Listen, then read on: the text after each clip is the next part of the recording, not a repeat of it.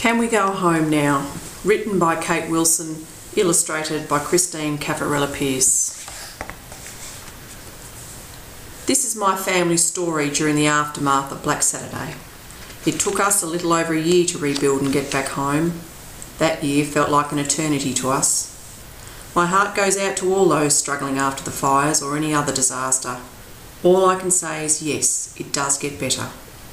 Everyone's journey is different, and I hope by sharing our story you will realise you're not alone. To all those on the outside looking in, please accept our heartfelt thanks for your compassion and support. We are truly grateful. Kate Wilson. February, just after the fires. We were at the beach again today. We've been staying with Nanny since our house burnt down in the fires. I got to swim in the ocean and build sandcastles. Dad brought fish and chips for dinner and we had ice cream for dessert. It's like being on holidays, but sharing a room with my sisters isn't much fun. I want my bed, so I asked Mum, can we go home now? Kate journal entries, 10th of the 2nd, 09. We're at Jones. It was the logical place to come after the fires. It's still hard to believe we lost everything. We can't complain really, at least we're all still together.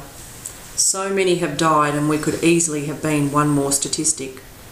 I've done nothing but make phone calls and deal with details. House insurance, car insurance, mortgage repayments and the rest. The financial world keeps spinning, even if our world has fallen apart. Late February. We're back in Hillsville, now staying in Paul's little house. I'm at school again. They gave me a new bag and books and a new uniform too. I can play with my friends again. It's been another hot day and Mum brought pizza for tea. She's always on the phone or writing stuff. It makes her cranky. I still have to share a room with my sisters. I want my room. After dinner I asked Mum, can we go home now? 27th of the 2nd, 09. Paula gave up her granny flat so we could come back to Hillsville and get the kids into school. Generosity like this astounds me. Taking on the Wilsons is no mean feat with 2 adults, 3 kids, a Great Dane and mad cat. But we had to come back after 2 weeks and get the kids into some sort of routine. Being amongst familiar people and places helps too. I never thought we would ever be homeless. Yesterday was hot and windy. I spent a day driving around the suburbs with 3 kids, a dog and cat. I couldn't stay in Hills with all that smoke. I've never felt so lost. All I wanted to do was go home. Late March. We're staying in another house now on Thomas Road. I got a new bed and my own room. This house is bigger, but my room is still next to my sister's, and they have to share. Our dog Buddy has a backyard to stay in, and I have kids next door to play with. Dad brought home fish and chips again. Mum is really tired, but I want her spaghetti, so I ask her, can we go home now? 21st of the 3rd, 09. A day before we were going to move into caravans on our block, a phone call from Mel gave us a rental to move into. It's only 10 minutes from our place and gives us a more comfortable base to work from. Yay for indoor plumbing and a comfy bed. Kirk has Zoe next door to play with and the girls can walk into town if they want to. It feels weird living in the middle of Hillsville. We had people give us a table and chairs, an old fridge and washing machine, and Darren found a great couch and churnside left out for the hard rubbish. April. There is a new shop in town for people like us whose house is burnt. We go there sometimes to get food and other stuff we still need. Today I got a sleeping bag and some thongs. Rosemary gave me some lollies too. Last week I got some new runners and Mum found a pot to make spaghetti in. I could camp out under the stars in my new sleeping bag, I told her. Can we go home now? 14th of the 4th, 09. I went to the Salvos Relief Centre in town today with Kirk. It was tough walking in there and accepting charity. I've never had to rely on others for food or clothing before. It is a humbling experience to hold your hand out for help. I keep telling myself I have 3 children to look after and pride is a waste of time. And although it is a little uncomfortable, the offers of help from so many have been heartwarming. I am learning to be a gracious receiver simply because their need to give seems equally important. June. We're still living in Thomas Road, but we visit our old place a lot. All the burnt stuff was taken away in big dump trucks. A pickup machine came and piled up all the dead trees. We had another bonfire tonight and toasted marshmallows and log sticks. I could live in a tent here now, I said. Can we go home now? 12th of the 609. After months of phone calls and battles with insurance, etc., the house rubble has been removed. It is such a relief to go there and not smell the burnt remains of our home. Adam has done a brilliant job piling up all the dead trees with his excavator. The bonfires were as high as a house. You'd think the fires would bring back bad memories, but they were pretty as the weather is cold and wet now. These fires were bright beacons in the night, not savage waves of destruction. August. Alex and Jack started building our new shed. We got to write our names in the wet concrete floor. The metal frame went up today. It looks huge. Dad said that because it's a barn. When it's finished, we can sleep over if we want to. Dad brought a barbecue here and cooked our dinner. We had cold drinks and an esky, and I ate 3 sausages and bread with sauce. It was better than fish and chips. I wouldn't mind sleeping on the concrete floor. Can we go home now? 24th of the 8th09. Finally, there is some building happening at the block. To see some progress is the best medicine for all of us.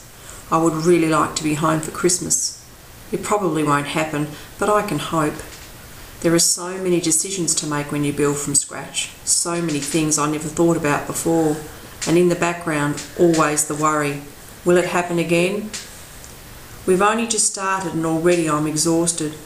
How can a person feel this tired all the time? October. They're building the house now. We got to walk through it and pick out our new bedrooms. There aren't any walls yet, but Mum said we could imagine how it would look. I wish it was finished now. I don't want to go back to the other house because it's Amy's turn to cook tonight. I just know it's going to be salad. Not again. I told Mum I liked it better when she cooked. Can we go home now? 8th of the 10th09. Having the shed finished gives us a place to shelter when we're at the block. The house is coming along now too, with the frame up and the roof going on. We go and look at the progress at the end of each day. Like moths drawn to a flame, we can't help ourselves. Each new thing a delight, and yet time can't go quickly enough for me.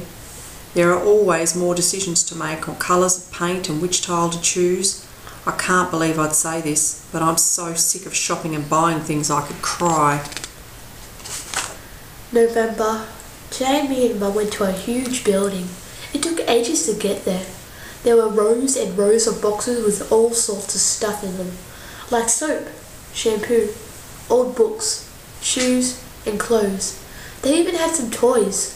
I found a pair of rollerblades that fit me.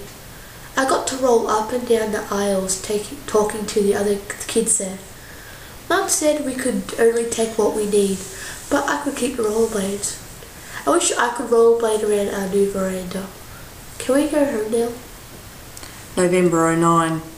Our case manager kept telling me to go to the bushfire relief warehouse in Clayton. I finally got the nerve to drive down there with Kirk and take a look. It was like walking into an aeroplane hangar. The people there were friendly, and after my initial self-consciousness faded, I started rummaging through for things we could use. I kept trying to think of it as an op shop. I only took what was really useful.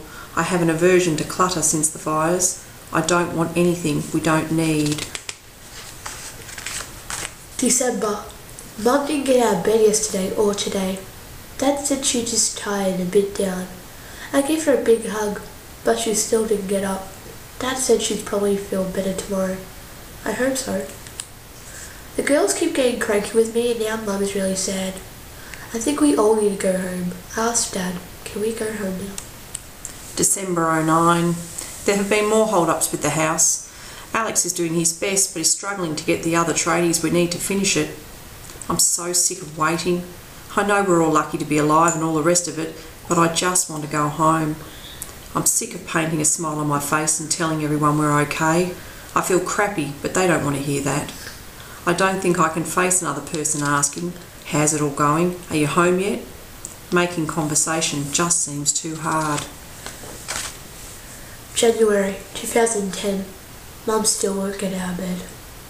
January. I don't want to talk to anyone today. All I want to do is sleep and make it all go away. I don't want to be here. I want to go home. March 2010. Today we got to go home. It took ages to bring everything over. I helped carry all my stuff. The girls are being nice to me and Mum has her smile back. Being home is awesome. Now I finally get to sleep in my bed, in my room, in my house.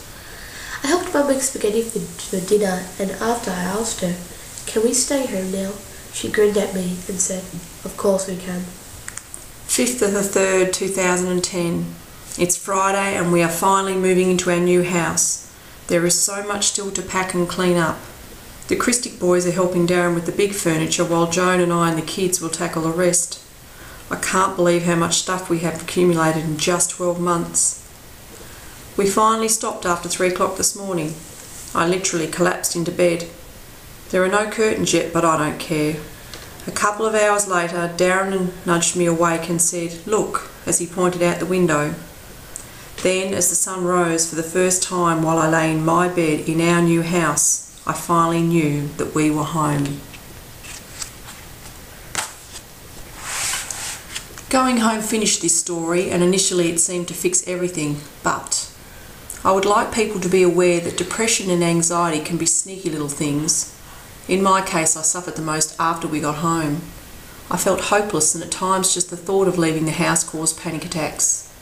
I received counselling in the immediate aftermath of the fires, but found I needed more help once we were home. For anyone out there still struggling, please ask for help. There is no shame in admitting you can't do it alone. We all deal with things differently, and that's okay. What's not okay is suffering in silence. No matter who we are or what our circumstances, at some point we all have a time when we descend into darkness. I would like to thank all the wonderful people at Share who supported my books and in doing so gently pulled me back into the light. Rebuilding an outer life can be tough when everything has been stripped away. Rebuilding your inner landscape is even harder. Thank you for reigniting a spark that now shines even brighter than before. Kate Wilson. What happens after you've lost everything you own? This is one family story of recovery.